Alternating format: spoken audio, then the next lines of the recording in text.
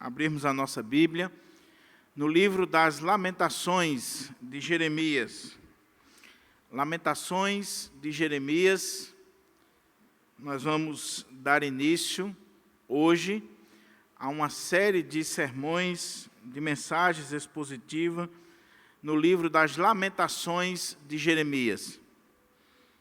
Um livro importantíssimo e, com certeza, tem muitas lições para o nosso coração.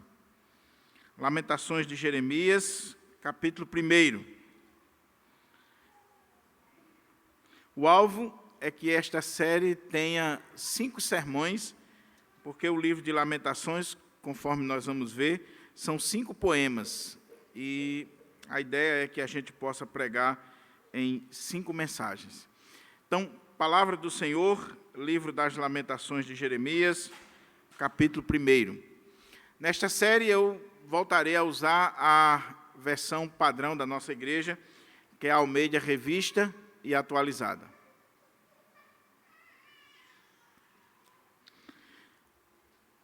Amém? Diz assim a palavra do Senhor. Lamentações de Jeremias, capítulo 1. Como jaz solitária a cidade outrora populosa. Tornou-se como viúva a que foi grande entre as nações. Princesa entre as províncias, ficou sujeita a trabalhos forçados. Chora e chora de noite, e as suas lágrimas lhe correm pelas faces. Não tem quem a console entre todos os que a amavam. Todos os seus amigos procederam perfidamente contra ela, tornaram-se seus inimigos. Judá foi levado ao exílio, afligido e sob grande servidão. Habita entre as nações, não acha descanso. Todos os seus perseguidores o apanharam nas suas angústias. Os caminhos de Sião estão de luto, porque não há quem venha à reunião solene. Todas as suas portas estão desoladas, os seus sacerdotes gemem, as suas virgens estão tristes, e ela mesma se acha em amargura. Os seus adversários triunfam, os seus inimigos prosperam, porque o Senhor a afligiu, por causa da multidão das suas prevaricações. Os seus filhinhos tiveram de ir para o exílio na frente do adversário. Da filha de Sião já se passou todo o esplendor. Os seus príncipes ficaram sendo como corços que não acham pasto e caminham exaustos na frente do perseguidor. Agora, nos dias da sua aflição e do seu desterro, lembra-se Jerusalém de todas as suas mais estimadas coisas que tivera dos tempos antigos, de como o seu povo caíra nas mãos do adversário, não tendo ela quem o socorresse, e de como os adversários a viram e fizeram escárnio da sua queda. Jerusalém pecou gravemente, por isso se tornou repugnante. Todos os que a honravam a desprezam, porque eles viram a nudez. Ela também geme e se retira envergonhada. A sua imundície está nas suas saias. Ela não pensava no seu fim, por isso caiu de modo espantoso e não tem quem a console. Vê, Senhor, a minha aflição, porque o inimigo se torna insolente. Estendeu o adversário a mão a todas as coisas mais estimadas dela, pois ela viu entrar as nações no seu santuário, acerca das quais proibiste que entrassem na sua congregação. Todo o seu povo anda gemendo e à procura de pão. Deram eles as suas coisas mais estimadas a troco de mantimento para restaurar as forças. Vê, Senhor, e contempla, pois me tornei desprezível. Não vos comove isto? A todos vós que passais pelo caminho, considerai e vede, se há dor igual à minha, que veio sobre mim, com que o Senhor me afligiu no dia do furor da sua ira. Lá do alto enviou fogo a meus ossos, o qual se assenhorou deles. Estendeu uma rede aos meus pés, arrojou-me para trás, fez-me assolada e enferma todo dia. O jugo das minhas transgressões está atado pela sua mão. Elas estão entretecidas, subiram sobre o meu pescoço, e ele abateu a minha força. Entregou-me o Senhor nas mãos daqueles contra os quais não posso resistir. O Senhor dispersou todos os valentes que estavam comigo. Apregoou contra mim um ajuntamento para esmagar os meus jovens. O Senhor pisou como num lagar a virgem filha de Judá. Por estas coisas choro eu. Os meus olhos se desfazem em águas, porque se afastou de mim o Consolador, que devia restaurar as minhas forças. Os meus filhos estão desolados, porque prevaleceu o inimigo. Estende Sião as mãos, e não há quem o console. Ordenou o Senhor acerca de Jacó, que os seus vizinhos se tornem seus inimigos. Jerusalém é para eles como uma coisa imunda. Justo é o Senhor, pois me rebelei contra a sua palavra. Ouvi todos os povos e vede a minha dor. As minhas virgens e os meus jovens foram levados para o cativeiro. Chamei os meus amigos, mas eles me enganaram. Os meus sacerdotes e os meus anciãos expiraram na cidade quando estavam à procura de mantimento para restaurarem as suas forças. Olha, Senhor, porque estou angustiada. Turbada está a minha alma, o meu coração transtornado dentro de mim, porque gravemente me rebelei. Fora a espada mata os filhos, em casa anda a morte. Ouvem que eu suspiro, mas não tem quem me console. Todos os meus inimigos que souberam do meu mal folgam, porque tu o fizeste. Mas, em trazendo tu o dia que apregoastes, serão semelhantes a mim. Venha toda a sua iniquidade à tua presença, e faze-lhes conforme me fizeste a mim, por causa de todas as minhas prevaricações. Porque os meus gemidos são muito, e o meu coração está desfalecido. Vamos orar ao Senhor, e vamos pedir ao Senhor que nos abra a porta à palavra, e que esse texto, inspirado pelo Espírito Santo de Deus, possa se tornar vida em nós e através de nós, e falar de forma toda especial no nosso coração. Curva a sua fronte e vamos orar ao Senhor. Pai querido, nós louvamos o Teu nome, nós engrandecemos o Teu nome, e nós declaramos as Tuas maravilhas. Ó Senhor, que texto rico, profundo, desafiador para o nosso coração. Pai, que as palavras de Jeremias, que os lamentos aqui registrados, possam ecoar no mais profundo do nosso ser e transformar a nossa vida para a glória do Teu nome. Que esta série não seja mais uma série, mas que esta série possa estar mudando a minha vida, a vida da Tua igreja, do Teu povo, daqueles que acompanharem na internet, daqueles que tiverem acesso a este material, que vidas sejam salvas, transformadas para a glória do Teu nome. Fala conosco, Senhor, aquilo que nós precisamos e não pura e simplesmente o que nós queremos ouvir.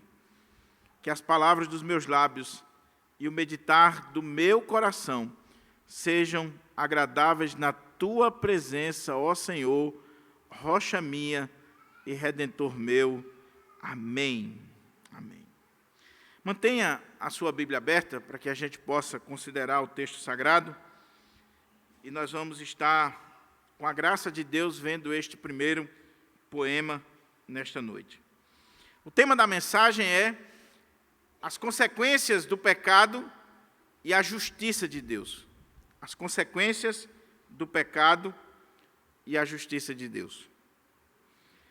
Esta semana, o mundo inteiro foi pego de surpresa com a notícia da morte da rainha Elizabeth. A rainha, que já tinha fama de imortal, que reinou durante 70 anos, que tinha uma personalidade forte, granítica, mas ao mesmo tempo era extremamente carismática e que conseguiu conquistar o mundo inteiro. Ela chegou ao fim, faleceu, e a notícia se espalhou rapidamente no mundo inteiro. Ela morreu no palácio, na Escócia. Seus filhos, sua família, haviam sido chamados para estarem ali naqueles últimos momentos. Muita gente chorou, muita gente correu para frente do palácio, muita gente ficou triste com a morte da rainha, e com razão.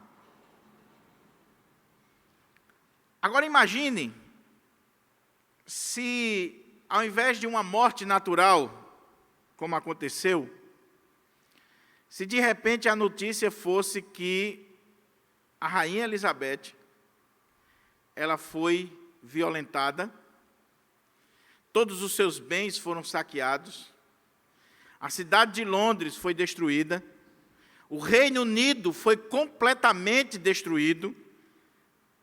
Imagine a comoção, imagine a tristeza, imagine as notícias dos jornais. De repente, uma nação inimiga, um povo inimigo, entrou na Inglaterra, violentou a sua rainha, destruiu tudo, acabou com a cidade e levou o povo embora. Imagine as crônicas, imagine as notícias. Pois bem, guardada as devidas proporções, é exatamente isso que aconteceu e que está sendo retratado aqui no livro das Lamentações de Jeremias. Para a gente entrar no texto, é preciso a gente levantar o contexto histórico, para que a gente possa entender esse texto. Em primeiro lugar, o significado do nome deste livro. Nós temos nas nossas Bíblias Lamentações ou Lamentações de Jeremias. Mas é interessante que na Bíblia hebraica, no texto hebraico, a palavra que define o título do livro é a primeira palavra que aparece no texto, que você vê aqui no capítulo 1, verso 1, capítulo 2, verso 1, capítulo 4, verso 1, que traz uma palavra, uma exclamação, que mostra o espanto. Ó, como? Como? Então, os rabinos judeus, aqueles que organizaram a Bíblia hebraica, eles colocavam como título do livro essa primeira palavra, ó, como? Ou como? Mas os que traduziram a Bíblia hebraica para o grego, a famosa tradução dos 70, a Septuaginta, eles entenderam que esse livro, que é anônimo, como geralmente as poesias hebraicas são anônimas, eles entenderam que esse livro foi escrito por Jeremias. E aí eles colocaram como título do livro Lamentações de Jeremias, ou Lamento de Jeremias.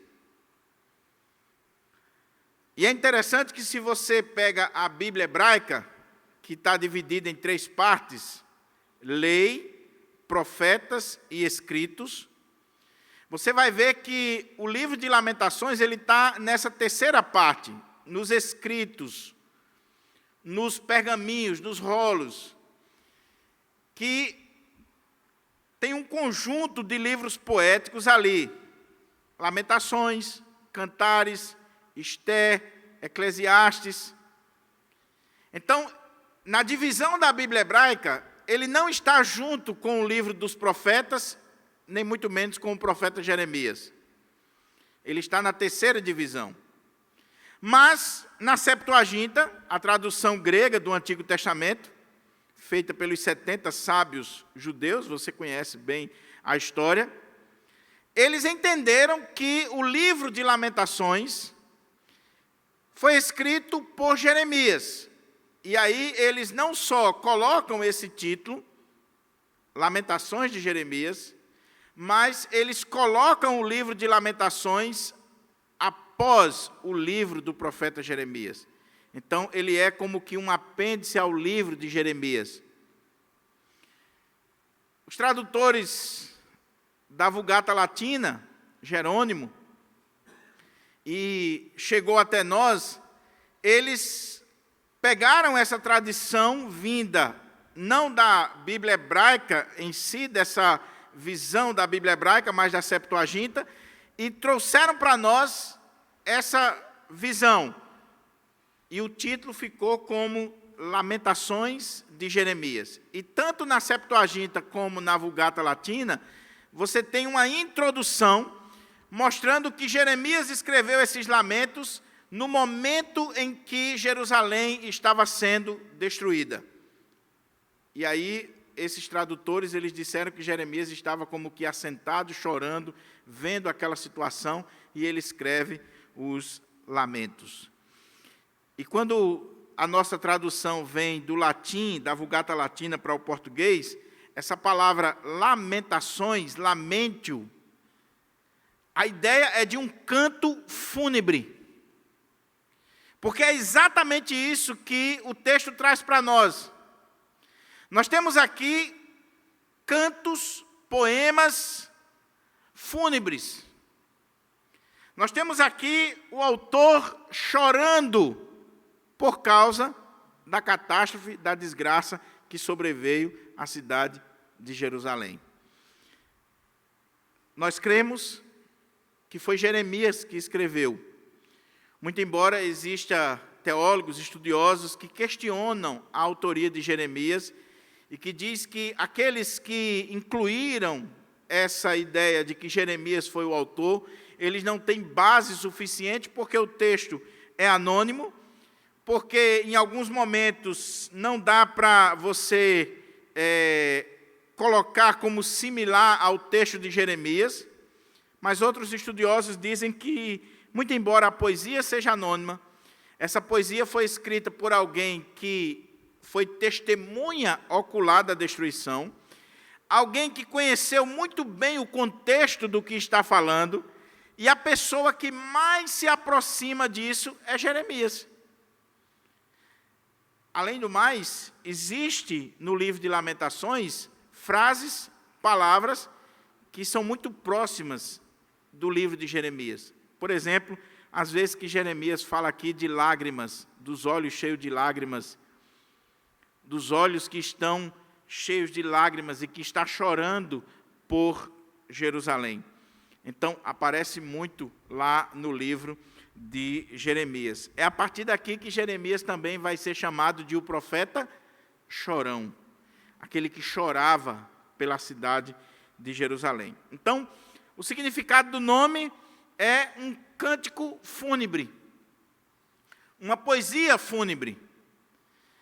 Escrito por Jeremias, nós seguimos essa linha, mas independente de quem foi o autor, se foi um poeta desconhecido, ou se foi o próprio Jeremias, o importante é a mensagem do livro, o que o livro está trazendo para nós. Mas eu creio que pode ter sido, sim, Jeremias. Quando Jeremias escreveu esse texto? Jeremias escreve esse texto esses poemas entre o ano 587, 586 e o final do cativeiro, ou a primeira leva que está voltando do cativeiro. Por quê? Porque quando você lê o texto, não tem como você não entender que a pessoa que escreveu esses poemas, ela estava sendo testemunha ocular daquilo que aconteceu. Ela estava dentro do contexto. Não tem como você achar que foi alguém século depois, ou muitos anos depois. Não, é alguém, quando você lê o texto é muito gráfico para mostrar que alguém que escreveu o texto, e nós cremos que foi Jeremias, estava como que visualizando tudo aquilo ali. Então, provavelmente, ano 586, 580, alguns colocam, se for outros autores, no máximo 538, seria a datação do livro. Qual é o contexto? O contexto é a queda, a destruição ou o cativeiro de Jerusalém pelos babilônicos. Nabucodonosor, no ano 605 a.C., ele já tinha vindo a Judá, a Jerusalém, e levado um grupo. É nessa leva que vai Daniel, os seus amigos e outros nomes que a palavra de Deus coloca. Depois, em 597, ele volta lá e leva os nobres, leva o rei, os nobres, os artesãos, e deixa ali um rei que é submisso a ele, o rei Zedequias. Mas, quando ele viu que poderia haver ali um complô, uma traição do rei que ficou no lugar, ele volta, agora em 587, 586, e ele destrói Jerusalém, ele queima o templo, ele destrói tudo, e ele vai levar todo o povo da cidade para o cativeiro. Vai levar o rei, vai levar os seus filhos, ele vai matar os filhos do rei na frente do rei, e depois ele vai cegar o rei. Ele vai tirar a visão do rei. E Jeremias havia profetizado isso. Jeremias havia dito que isso iria acontecer. Jeremias pregou durante 40 anos a mensagem do Senhor, dizendo que o povo de Judá, que o povo de Jerusalém, pudesse se voltar para o Senhor, senão os babilônios iriam vir, iriam destruir a cidade, destruir o templo, levar cativo todo mundo, e a desgraça seria total. 40 anos, e o povo não acreditou. Mas não foi só isso, não. Em 722, a Síria já tinha levado o reino do norte. Você sabe que com a morte de Salomão, o reino foi dividido em 931. E você tem o reino do norte, com 10 tribos, e o reino do sul, Jerusalém, Judá. Em 722, a Síria vem, e por causa dos pecados do reino do norte, a Síria destrói o reino do norte. Jerusalém poderia ter aprendido a lição, o reino do sul, porque esse povo foi destruído por causa dos seus pecados. Mas de 722 a 586, aquele povo brincou com o que não deveria brincar. Os profetas se levantavam, falavam a palavra de Deus, chamavam o povo ao arrependimento, e eles diziam: não, não vai acontecer, não vai acontecer. Eles se amparavam no templo, que estava em Jerusalém, na aliança davídica e no fato de Jerusalém ser a cidade do grande rei. Então os profetas diziam: voltem-se para o Senhor, se arrependam dos seus pecados, não façam alianças com os povos pagãos, não cometam idolatria, e o povo fazendo tudo aquilo que a palavra de Deus proibia. Deus havia feito uma aliança com o povo de ser o seu Deus, de lhe dar uma terra, mas Deus lhe deu uma lei. Essa aliança estava fundamentada em uma lei. Esse pacto era um pacto que tinha uma lei para ser cumprida. E se aquele povo cumprisse a aliança, Deus iria dar a terra, Deus iria manter o povo naquela terra. Mas se o povo não cumprisse a sua parte na aliança, eles perderiam a terra e eles seriam levados daquele lugar. É só você ler Deuteronômio 28 até o 30, você lê quando o Senhor dá os 10 mandamentos, você lê todo o contexto da aliança de Deus com Israel. Pois bem, Deus levanta Jeremias para pregar para o reino do sul, Judá, Jerusalém, e eles não ouvem Jeremias. E Jeremias prega a palavra, Jeremias ensina a palavra, Jeremias confronta o povo. Nós vimos aqui o sermão do templo, capítulo 7 de Jeremias, quando ele vai à porta do templo e confronta aquele povo, mas mesmo assim o povo não deu ouvidos. Passaram-se os anos. Chega o ano 586, Nabucodonosor invade Jerusalém. Após um cerco de mais de 2 anos, ele invade Jerusalém. O povo está fraco, porque a estratégia militar da época era o seguinte: você cercava a cidade, cortava o fornecimento d'água, cortava o abastecimento de alimentos, ninguém entrava, ninguém saía, e aí o povo que estava dentro começava a ficar fraco, a morrer, a ter doenças. Quem saía era passado ao fio da espada, depois se jogava os corpos para dentro da cidade, e aí espalhava doença, podridão. Mas o povo estava com tanta fome, e você vai ver que isso se repete no ano 70, o povo estava com tanta fome, e aconteceu algo tão terrível, que quando você lê o livro de Lamentações, você vai ver que o texto é um texto polêmico, até na tradução, mas que as mães estavam comendo os seus próprios filhos. Você sabe o que é isso? Era tanta fome, que uma mãe pegar uma criança que morreu, porque quando você lê o texto, as crianças em Israel estavam morrendo de fome e sede. Diz que a língua pregava no céu da boca. E aí as crianças morriam. E como a mãe não tinha o que comer, cozinhava seus filhos para comer. E quando Nabucodonosor entra, ele pega esse povo fraco e destrói esse povo completamente. Você tem um relato, um resumo, lá no livro de Reis. Vá lá para 2 Reis, capítulo 25. Olha aqui, só para a gente ver como foi essa invasão, para a gente poder entender o texto. 2 Reis, capítulo 25, versículo 1 ao 12. Você pode ler 2 Reis 25, segundo livro das Crônicas, capítulo 36, o livro de Jeremias, capítulo 40 até o final, e você vai ler o relato do que aconteceu com essa invasão. Olha aqui o que diz 2 Reis 25, 1 ao 12.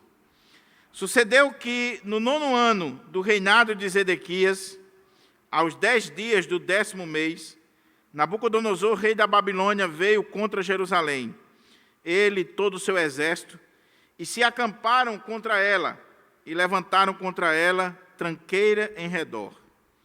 A cidade ficou sitiada até o 10º ano do rei Zedequias.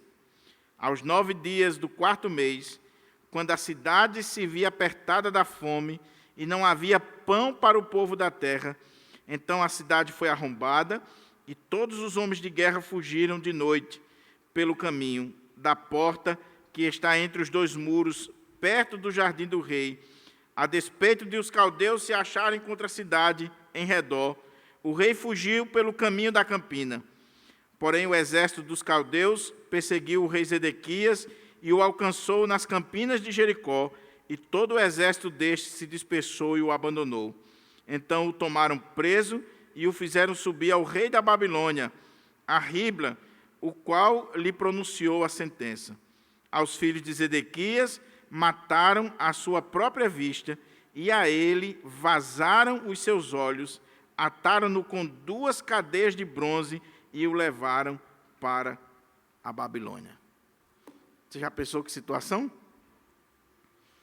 Você já pensou que desespero? Agora imagine Jeremias, profeta de Deus, que o Senhor tinha lhe revelado que tudo isso iria acontecer, vendo essa palavra se cumprir. E uma das coisas que a gente observa em Jeremias é que Jeremias profetizava, e era uma palavra dura, porque geralmente a profecia é dura. O profeta é aquele que chama o povo ao arrependimento, para se convencer dos seus pecados, mas ao mesmo tempo, Jeremias amava aquele povo e chorava por aquele povo, sentia a dor daquele povo. E aí diz o texto de 2 Crônicas, que é onde os estudiosos baseiam para justificar que foi Jeremias que escreveu Lamentações, diz lá em 2 Crônicas 35, 25, que Jeremias escreveu lamentos, cantos fúnebres, expressando a sua dor, colocando para fora tudo aquilo que incomodava o seu coração com aquela situação. E aí é que surge o livro das Lamentações de Jeremias, que é lido pelos judeus todos os anos, entre o mês de julho e agosto, quando eles celebram a queda de Jerusalém, do templo de Jerusalém. Eles leem nas sinagogas o livro de Lamentações em voz alta, para trazer à memória a situação do povo. Pois bem, Lamentações é um texto poético. E como é poesia, é difícil de interpretar. É por isso que você não vê séries expositivas sobre Lamentações. É por isso que você não encontra livros com facilidade sobre Lamentações, comentários bíblicos sobre Lamentações, principalmente em português, porque é um texto poético. São 5 poemas. E a poesia hebraica é totalmente diferente da poesia nossa, do português. Enquanto nós temos uma poesia que lida com a rima, a poesia hebraica tem algo interessante, que é o paralelismo de ideias. Não é tanto a rima, mas a ideia, o paralelismo, onde uma frase é dita e a segunda frase diz a mesma coisa da anterior com outras palavras. Isso é a poesia hebraica. E quando o autor de Lamentações escreveu o seu livro, ele escreveu de forma poética, ele escreveu 5 poemas de uma forma muito interessante. Você lê aqui o texto e você vê que cada capítulo, com exceção do 3, do terceiro capítulo, eles têm 22 versículos. Por quê? Porque nós temos aqui poemas que foram feitos, elaborados com muita maestria, com muita capacidade, para retratar a queda de Jerusalém. E esses poemas, eles são poemas acrósticos, ou seja, cada letra do alfabeto hebraico dá base para uma estrofe do poema, que está aqui traduzido como versículos. Então você tem aqui um poema com 22 estrofes, onde cada estrofe começa com uma letra do alfabeto hebraico. Vai de Aleph a Tav, ou de A a Z. E a questão é, por que ele escreveu assim? Por que ele fez assim? Primeiro, por uma questão mnemônica, para facilitar a memorização, para decorar. Segundo, quando os estudiosos olham de forma mais teológica, ou diríamos espiritualizada, é porque nós temos aqui o sofrimento sendo retratado de A a Z. Tudo que você quiser saber sobre o sofrimento, lê aqui que você vai entender. E fora daqui o livro de Jó, que também é um texto poético.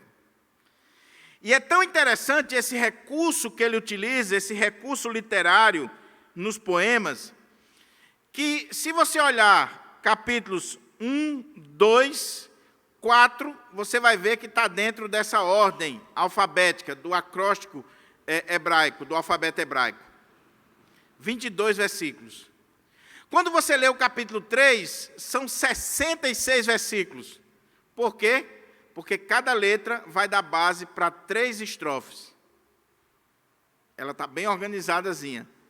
Cada letra do alfabeto vai dar base para 3 estrofes, que no nosso caso são 3 versículos. Se você tem a NVI, se você tem a King James atualizada, ou a Nova Almeida, eles já colocaram dentro desse padrão.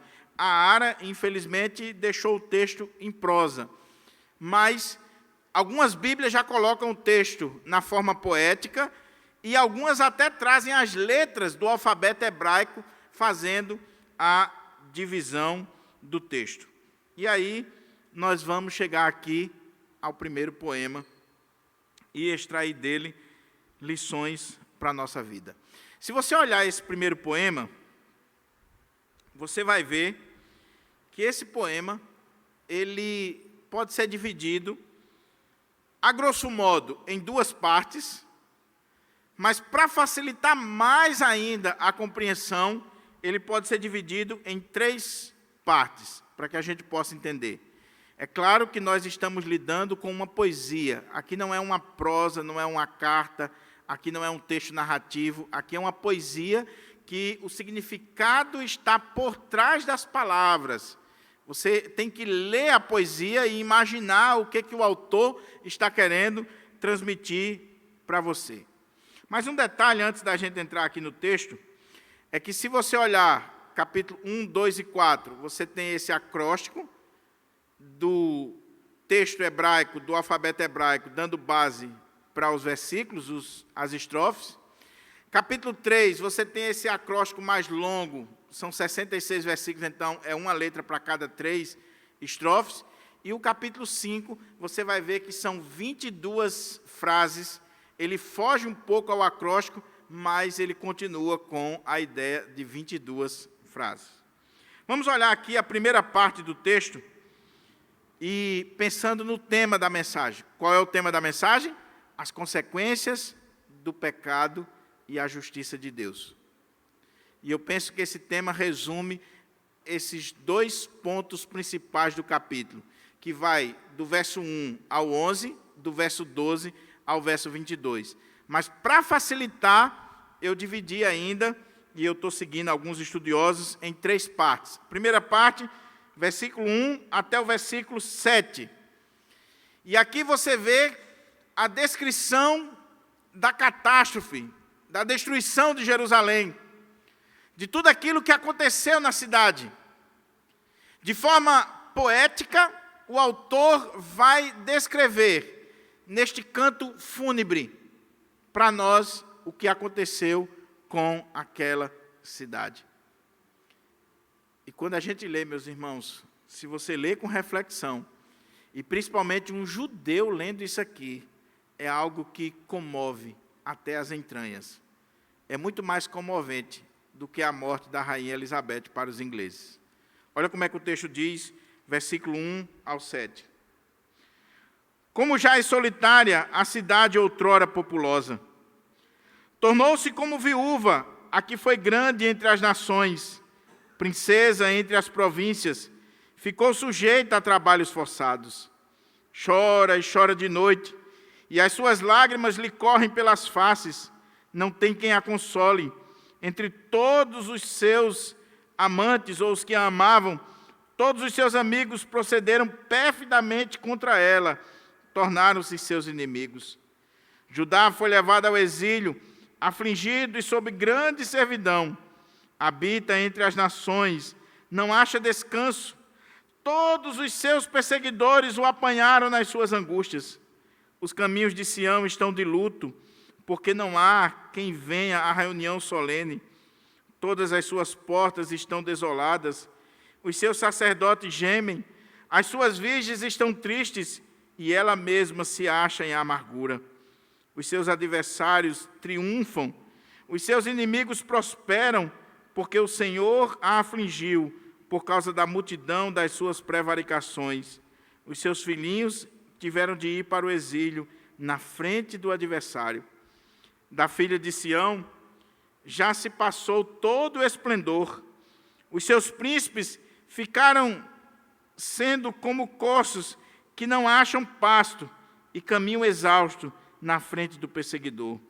Agora, nos dias da sua aflição e do seu desterro, lembra-se Jerusalém de todas as suas mais estimadas coisas que tivera dos tempos antigos, de como seu povo caíra nas mãos do adversário, não tendo ela quem a socorresse, e de como os adversários a viram e fizeram escárnio da sua queda. Olha que descrição. Como nós cremos que foi Jeremias que escreveu, imagine Jeremias sentado à porta de Jerusalém, e quem assistiu o filme de Jeremias, você lembra que tem uma cena lá exatamente assim. Jeremias sentado à porta de Jerusalém, ele foi deixado ali, porque alguns camponeses foram deixados na cidade, gente simples, gente humilde. Talvez o rei da Babilônia olhou para aquele povo simples, humilde, os camponeses, e disseram: esses aí não vamos nem levar, vamos levar só essa turma aqui mesmo. E quando ele olha para a cidade, destruída, o templo queimado, tudo virado, e o povo tinha sido levado para o cativeiro, ele descreve essa calamidade, essa catástrofe, dizendo: oh, como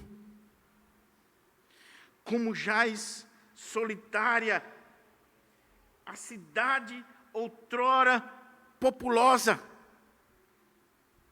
Imagine Jerusalém nos dias de festas, as grandes festas judaicas. Imagine centenas, milhões de judeus indo para Jerusalém de todos os lugares do mundo. Imagine o templo de Jerusalém com todo o seu esplendor, com toda a sua glória. Imagine aquele povo andando para cima e para baixo na cidade, viajantes do mundo inteiro que iam ali. Agora, a cidade está solitária, aquela que antes era populosa. Tornou-se como viúva, a que foi grande entre as nações, princesa entre as províncias, ficou sujeita a trabalhos forçados. Jeremias pinta um quadro de Jerusalém como uma viúva que naquele contexto era símbolo de pobreza, de desamparo, de sofrimento.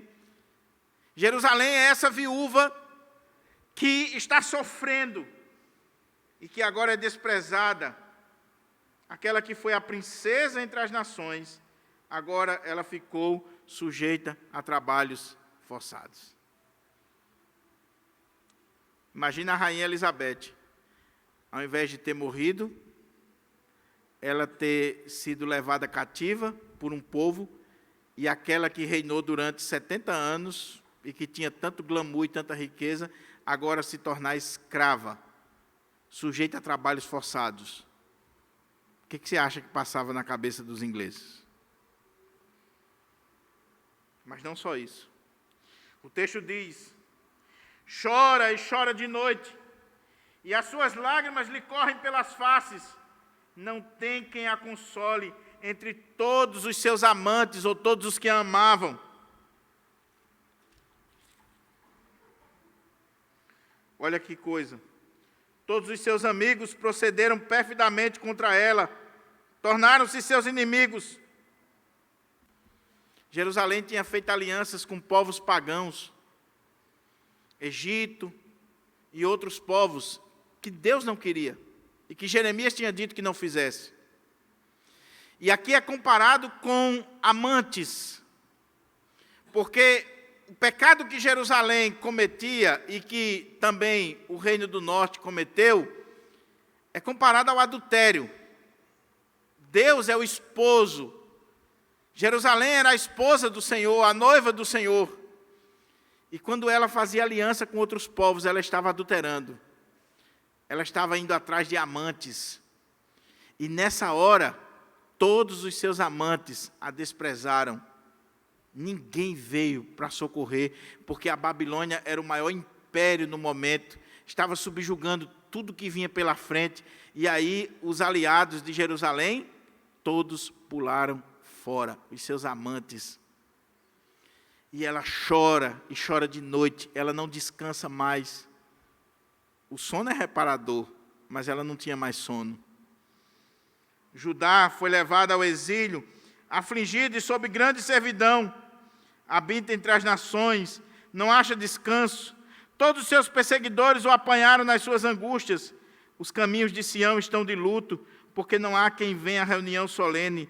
Todas as suas portas estão desoladas, os seus sacerdotes gemem, as suas virgens estão tristes, e ela mesma se acha com amargura. Os seus adversários triunfam, os seus inimigos prosperam, porque o Senhor a afligiu por causa da multidão das suas prevaricações.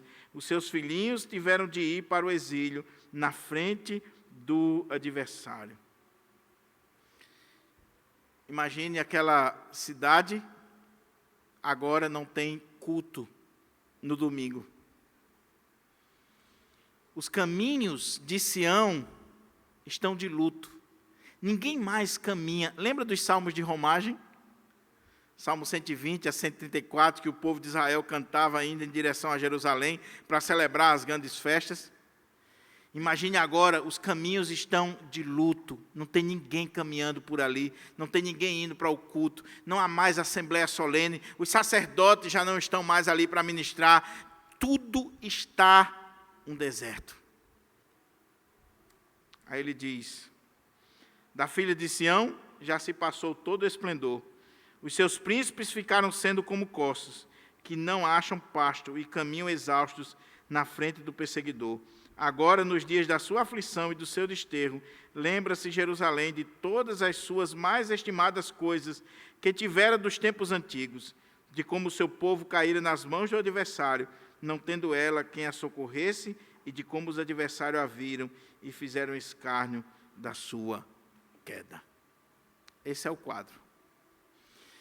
Esse é o quadro dessa cidade antes populosa, bonita, que tinha muito luxo, muito fausto, uma cidade bela, uma princesa entre as nações, que tudo estava funcionando devidamente bem, tinha o templo, tinha todas as instituições funcionando, mas agora era motivo de escárnio, agora era como uma viúva, agora era sujeita a trabalhos forçados, agora os seus caminhos estão de luto.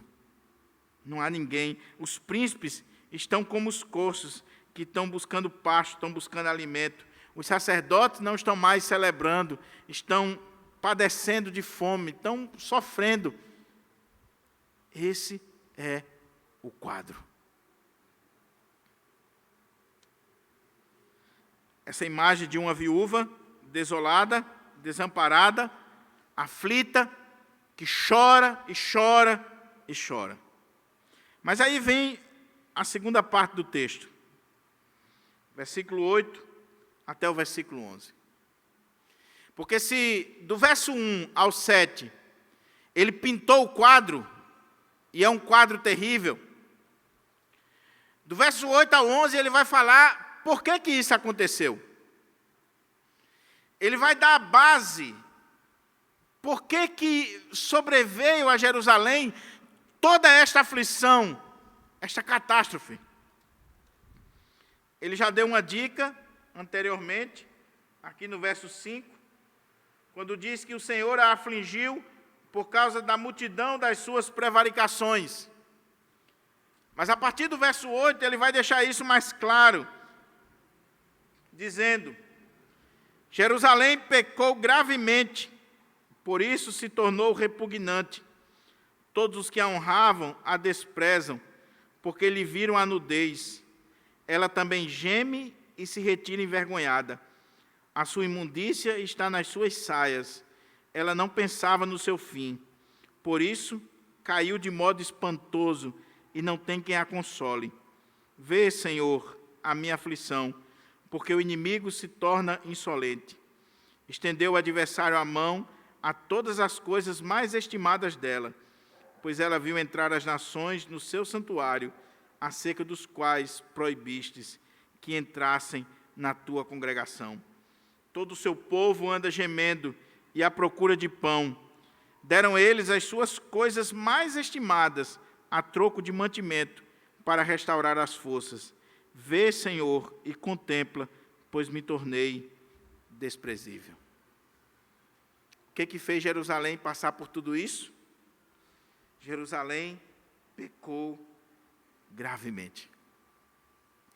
E agora ele vai dizer que, por causa deste pecado, ele vai ampliar a cena de desgraça, de destruição.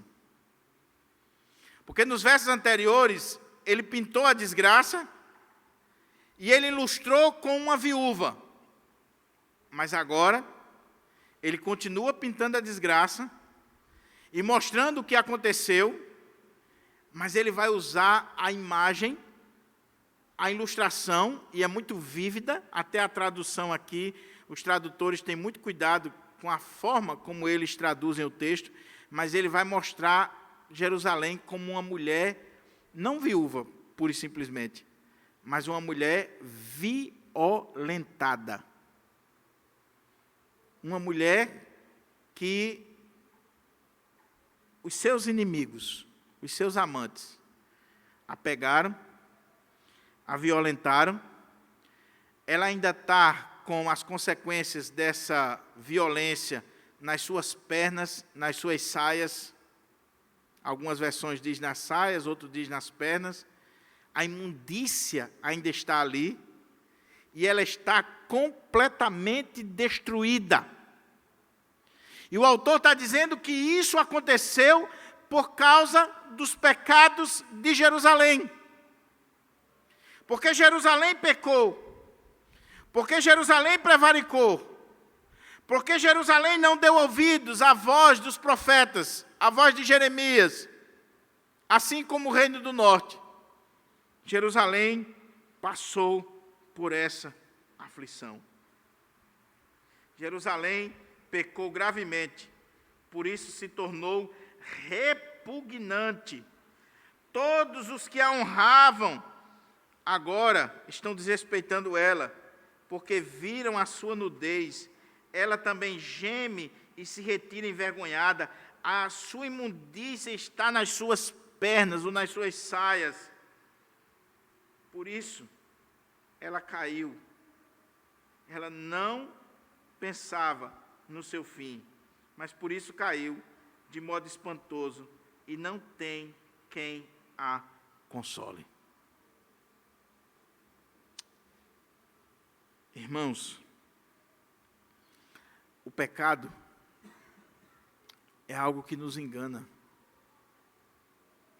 O pecado promete muitas coisas, mas o que ele traz de verdade é destruição. O que ele traz de verdade é vergonha, é imundícia. É isso aqui. Jerusalém caiu na conversa dos seus amantes. Jerusalém deu ouvidos, e o texto vai colocar mais na frente, eu pequei porque eu dei ouvidos aos outros e não à palavra do Senhor. E por causa disso, Jerusalém agora está como uma viúva desamparada e como uma mulher violentada, sofrendo vergonha, descaso, opróbrio e tendo que chorar amargamente as consequências do seu pecado. Alguém já disse que o pecado vai levar você mais longe do que você queria ir e vai fazer você ficar mais tempo do que você queria ficar e vai trazer consequências que jamais você imaginaria. Não brinque com o pecado. Não brinque. E ela diz, vê, Senhor, a minha aflição, porque o inimigo se torna insolente. Estendeu o adversário a mão a todas as coisas mais estimadas dela, pois ela viu entrar as nações no seu santuário, acerca das quais proibiste que entrassem na sua congregação. Todo o seu povo está gemendo e à procura de pão. Deram eles as suas coisas mais estimadas, a troca de mantimento para restaurar as forças. Vê, Senhor, e contempla, pois me tornei desprezível. A princesa entre as nações, a rainha, a bela cidade, a populosa cidade, a cidade do rei Davi, a Jerusalém, o templo do Senhor, a casa do Senhor, os nobres, os príncipes, os sacerdotes, todo aquele povo agora estão como uma mulher cheia de imundícias da violência que lhe foi cometida. Chorando, com fome, desprezada, sem amigos, sem ninguém do seu lado. Você que está aqui, você que está me assistindo, é isso que o pecado faz conosco.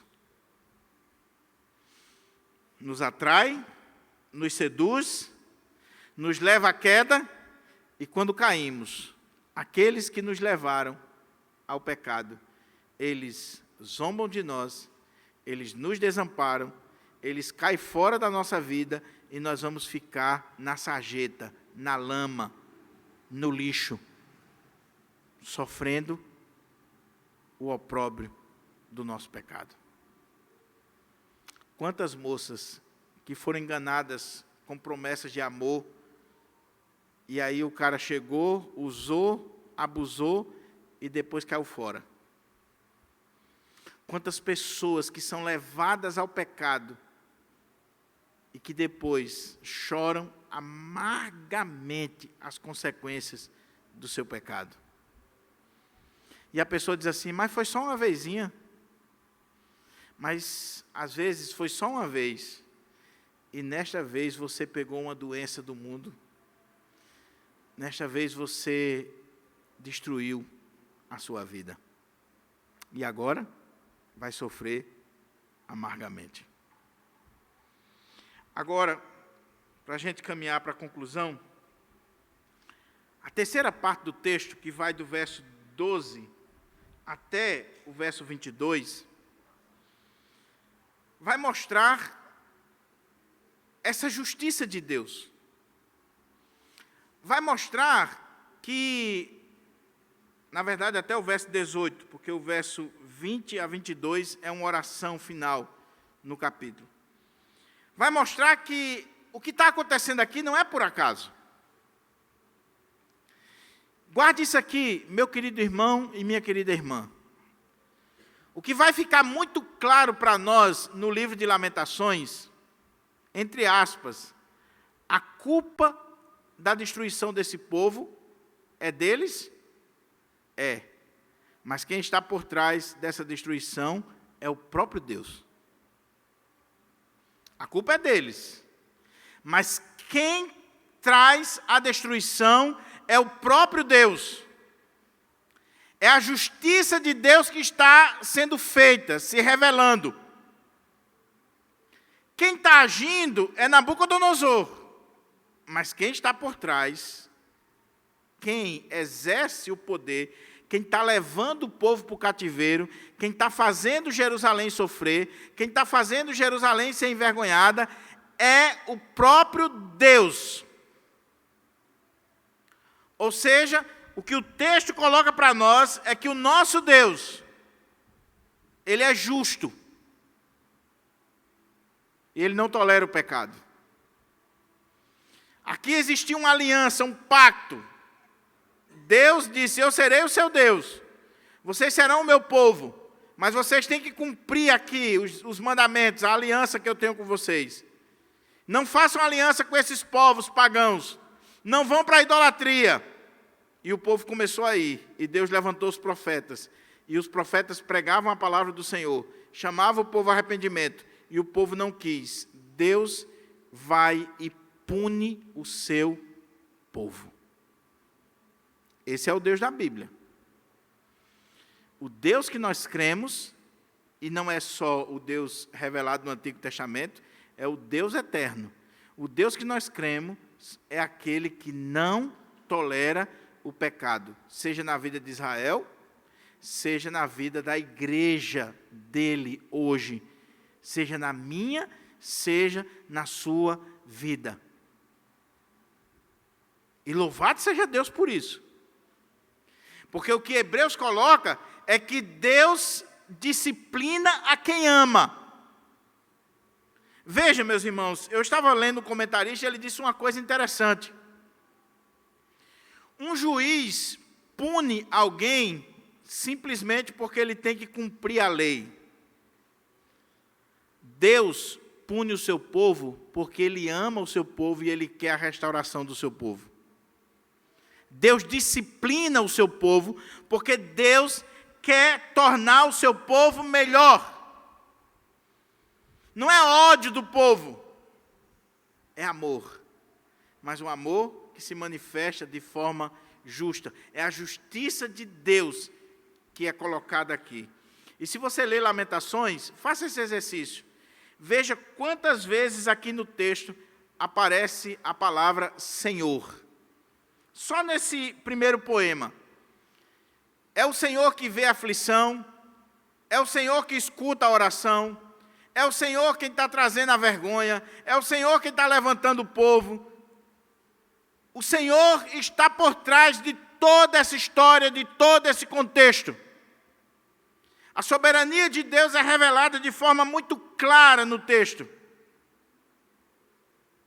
E agora, a partir do versículo 12, isso vai ficar muito claro para nós. Olha como é que diz o texto. Verso 12 ao 18. Agora é Jerusalém falando. E diz assim: não vos comove isto? A todos vós que passais pelo caminho, considerai e vede se há dor igual à minha, que veio sobre mim, com que o Senhor me afligiu no dia do furor da sua ira. Olha o Senhor aparecendo. Já apareceu aqui no verso 5, aparece aqui no verso 9, e agora aparecendo mais uma vez. Você vai ver quantas vezes aparece o Senhor. Ele vê, ele aflige, ele leva, ele escuta.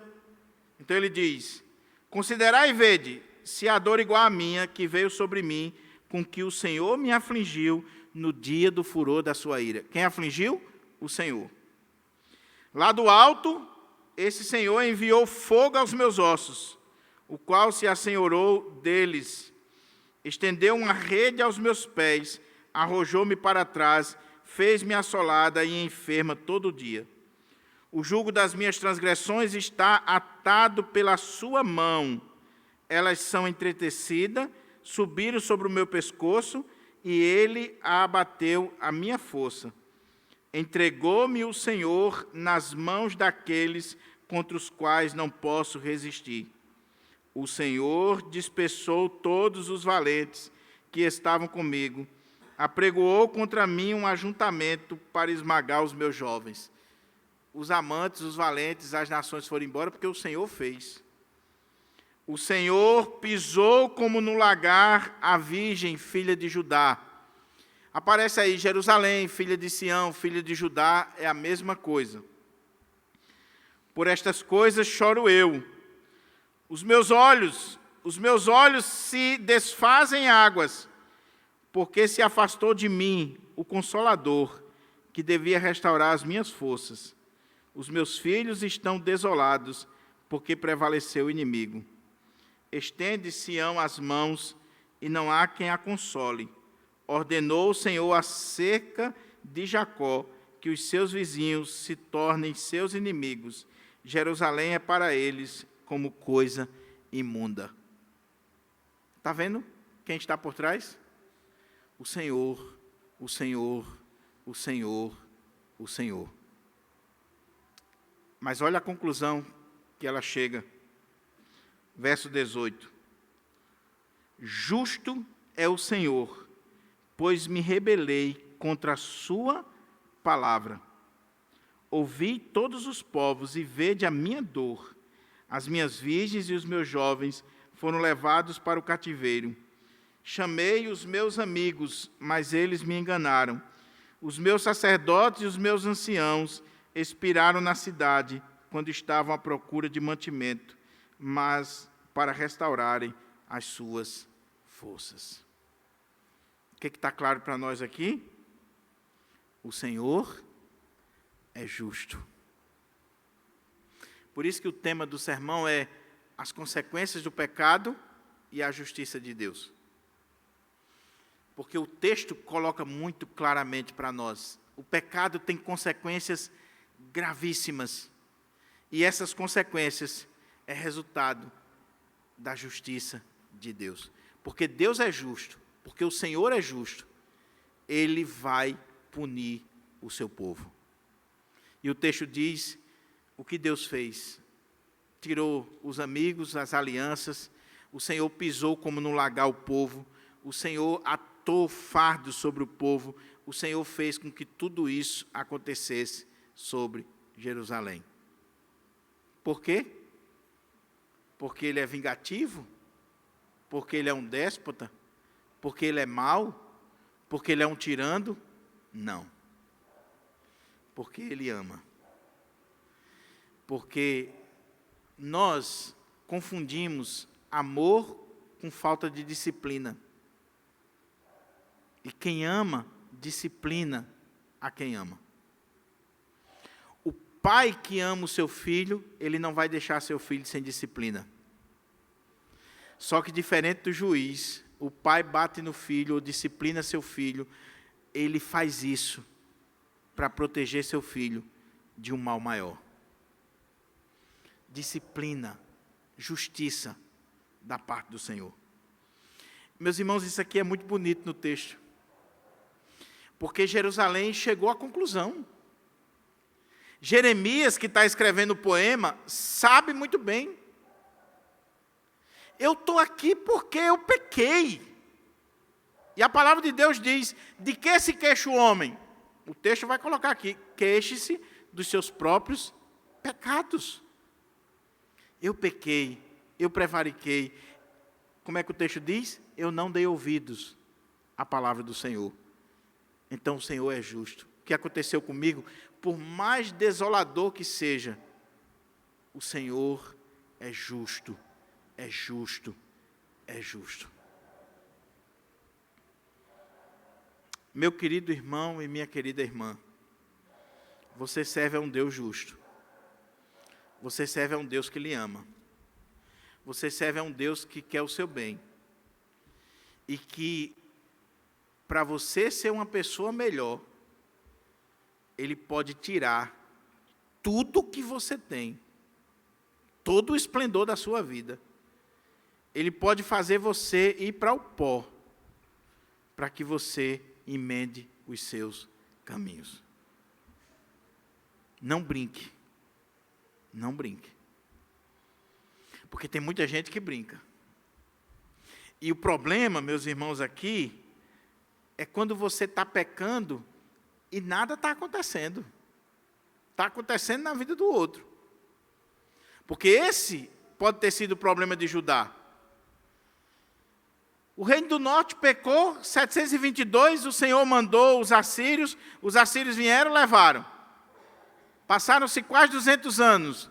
Judá está prevaricando, está pecando, Jerusalém, a imundícia está ali, as alianças, os profetas estão falando, eles estão maltratando os profetas, estão zombando da cara de Jeremias, e nada está acontecendo.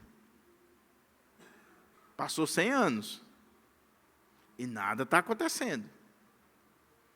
Até que chegou o dia que veio o juízo de Deus de forma implacável sobre o povo. E Ele é justo. O que o texto está dizendo para nós? Meu irmão, você está em pecado? Você está pecando, né? Você está brincando. Você está ouvindo a palavra de Deus toda semana. A palavra de Deus está confrontando você. O Espírito Santo de Deus está falando no seu coração. E você escuta a palavra. E você sai e continua a vida do mesmo jeito. Só que está tudo dando certo na sua vida. Você está empregado, você está com saúde, você está caminhando, você está fazendo tudo. E você está dizendo assim, Deus me ama demais. Ama. E Deus ama tanto, que se você não se emendar, prepare-se para a pancada que vai vir sobre a sua vida. É melhor você botar logo a boca no pó, como diz o texto. Talvez ainda haja esperança. Eu ouvi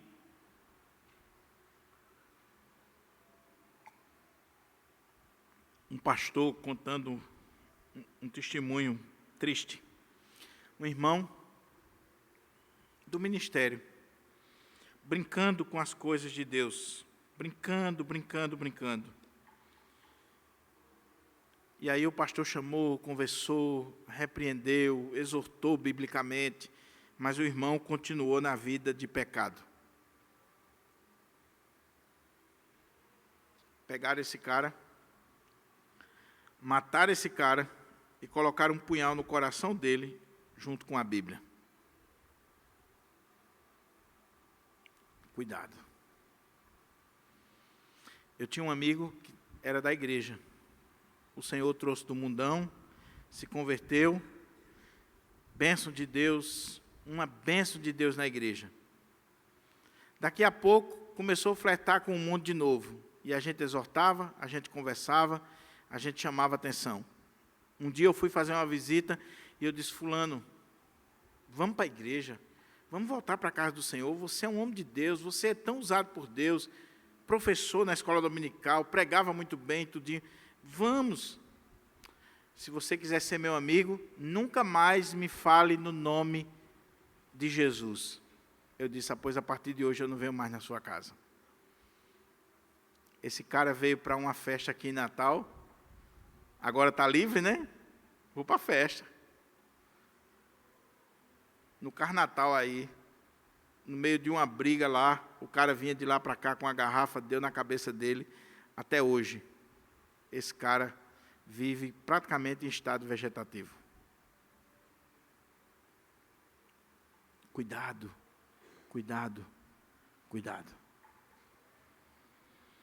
Jerusalém chegou à conclusão: o Senhor é justo. E só chega a essa conclusão quem está numa situação dessa, quem é crente de verdade. Porque o ímpio, ele passa só uma chuva na casa de Deus. O justo, o crente de verdade, quando ele é disciplinado, no primeiro momento ele pode até ficar com raiva, ele pode até chutar o balde, mas quando ele vai refletir, ele diz assim: não, espera aí, eu pequei, eu errei, eu é que pisei na bola, o Senhor é justo, a disciplina do Senhor veio sobre a minha vida, chega a essa conclusão, e aí a pessoa se quebranta e volta, e Deus restaura a vida dela, e Deus traz de volta a glória. Foi o que o Senhor fez com Jerusalém. O cativeiro durou 70 anos e o Senhor trouxe de volta Jerusalém, e as promessas do Senhor vão se cumprir sobre Jerusalém. Ou seja, aquele que é crente, ele para refletir, ele diz: eu estou sofrendo as consequências do meu pecado, e o Senhor é justo. Quando você vê alguém ser disciplinado de forma bíblica e se rebelar e não voltar mais, é porque não era dos nossos. Agora, quando alguém é disciplinado e paga o preço do seu pecado, é porque aquele ali é de fato um eleito de Deus. É um eleito de Deus, que caiu a ficha, que reconheceu a justiça de Deus na vida dele. Passou na moinha, e o Senhor faz isso para torná-lo uma pessoa melhor. E aqui abri um parênteses, meus irmãos, porque se tem um pecado da igreja evangélica brasileira, é o pecado de não perdoar. Você sabia disso? Olha que coisa interessante. Lá no mundão, o cara era traficante, estuprador, o cara era beberrão, adúltero, tudo que não presta. Aí ele veio para a igreja e se converteu. Em algumas igrejas, no outro domingo, ele já está dando testemunho, já está pregando, todo mundo abraça ele, leva para os encontros de casais, leva para as programações, ele dá o testemunho. Todo mundo abraça. Agora, às vezes, um jovem da igreja, um crente, um membro da igreja, viveu a vida toda ali, ele caiu em pecado, aí todo mundo chuta, joga pedra, não quer mais saber, não crê na restauração, e parece que a alegria é ver o cara destruído. Quando um membro cai, nós deveríamos chorar, como Jeremias está chorando aqui. Qual deveria ser a atitude de Jeremias, humanamente falando? Eu preguei 40 anos para vocês, agora, viu aí o que aconteceu? Bando de miserável. Eu acho é pouco. Até porque Jeremias não foi levado para o cativeiro. O rei conhecia Jeremias e sabia que Jeremias estava profetizando e mostrando tudo aquilo que aconteceu, que Deus estava na vida dele. Então Nabucodonosor não tocou em Jeremias. Jeremias poderia muito bem agora estar zombando do povo de Jerusalém, contando vitória. Eu disse para vocês, eu preguei 40 anos, ninguém deu ouvidos. Você acha que é um ministério fácil? 40 anos de pregação e o povo não dá ouvidos? Mas Jeremias chorou quando viu o seu povo, a sua cidade destruída. Irmãos, quando um membro cai na igreja, não é para você ficar com fofoquinha, com comentário, nem querendo ver o pau cantar, não. É para você chorar, porque é o seu corpo, é o corpo de Cristo, é a igreja do Senhor que está sofrendo. É o diabo que está cantando vitória, porque um membro caiu. E quando é uma liderança, pior ainda, porque o efeito é trágico para a vida da igreja. Quando você vê um pastor caindo, em vez de você comemorar ou de você divulgar, chore, meu irmão, bota o joelho no chão e chore, porque a igreja vai sofrer muito, muito, muito. Na minha cidade, até hoje, a igreja paga preço, porque o pastor, há muitos anos atrás, há mais de 40 anos, um dia estava pregando na igreja e uma pessoa passou na frente e disse, esse é pastor? E aí revelou que o pastor vivia em práticas de pecados homossexuais e por aí vai. Até hoje, a mancha ficou. Então chore como Jeremias. Mas concluindo, para a gente orar, olha o que diz o final, que é a oração. Todos os capítulos terminam com oração, e o capítulo 5 é uma oração do começo ao fim. Olha o que diz. Olha, Senhor, porque estou angustiada. Turbada está a minha alma, o meu coração transtornado dentro de mim, porque gravemente me rebelei. Fora a espada mata os filhos, em casa anda a morte. Ouvem que eu suspiro, mas não tenho que me console. Todos os meus inimigos que souberam do meu mal folgam, porque tu fizeste, mas em trazendo tu o dia que apregoaste, serão semelhantes a mim.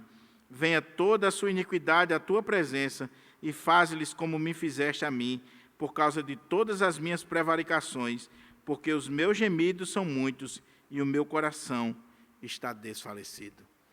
Orou, confessando os seus pecados, reconhecendo os seus pecados, se quebrantando diante do Senhor.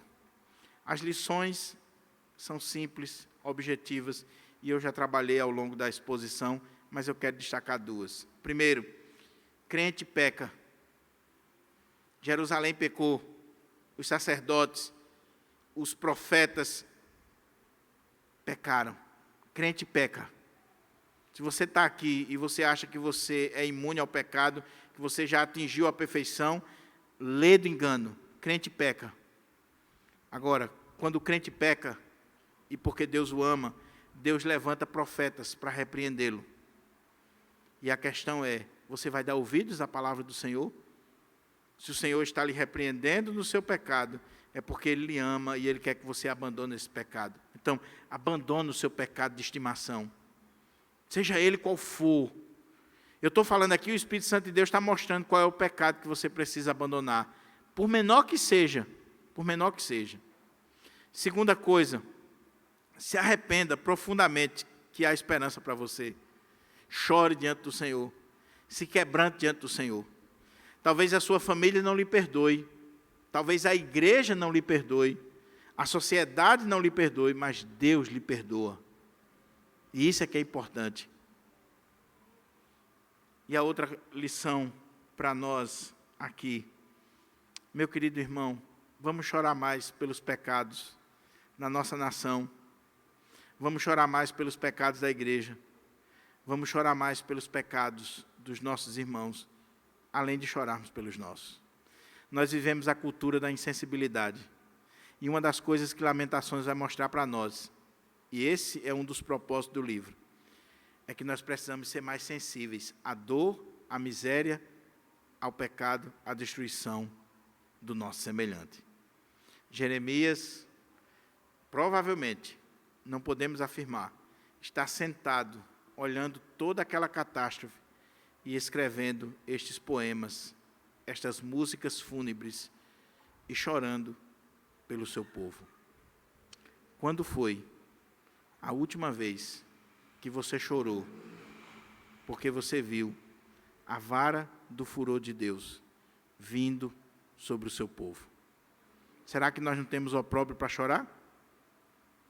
Será que quando nós vemos os desmandos no nosso país, no nosso estado, na própria igreja, nós não temos motivos para chorar diante do Senhor? Que o Espírito Santo de Deus aplique essa palavra no nosso coração e que esta série esteja mudando a minha vida e a sua vida. Vamos orar?